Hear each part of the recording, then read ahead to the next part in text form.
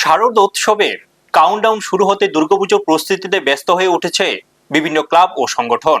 তারই অঙ্গ হিসেবে আগরতলা দশমী ঘাট ক্লাবের উদ্যোগে অনুষ্ঠিত হলো এবারে দুর্গাপূজার খুঁটি পূজা।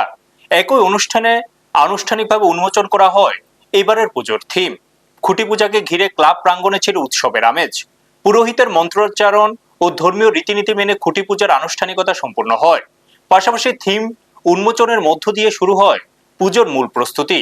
অনুষ্ঠানে উপস্থিত ছিলেন ৭ রামনগর বিধানসভা কেন্দ্রের বিধায়ক দীপক মজুমদার, মণ্ডল সভাপতি অমিতাভ ভট্টাচার্য, কর্পোরেটর তুষারকান্তি ভট্টাচার্য, কর্পোরেটর নিতু দে সহ ক্লাবের সদস্য, উদ্যোক্তা ও অন্যান্য বিশিষ্ট ব্যক্তিরা। এদিন বক্তব্য রাখতে গিয়ে উপস্থিত অতিথিরা শারদোৎসবের শুভেচ্ছা জানান এবং দশমীঘাট ক্লাবের এবারের উদ্যোগের সাফল্য কামনা করেন। উদ্যোক্তাদের পক্ষ থেকে জানানো হয়, প্রতি বছরের মতো এবারও দর্শনার্থীদের জন্য আকর্ষণীয় আয়োজন করার চেষ্টা চলছে।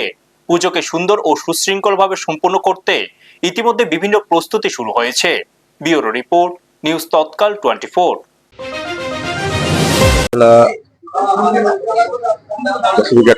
ক্লাব প্রাঙ্গণে আজকে আসন্ন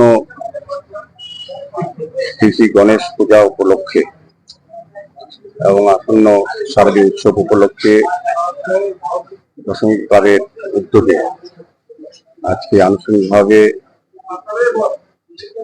দুটি পুজোরই মাঙ্গলিক অনুষ্ঠান হয় এবং শারদীয় দুর্গা উৎসব এবং গণেশ পুজো উপলক্ষে খুঁটি পূজা অনুষ্ঠান অনুষ্ঠিত হয়।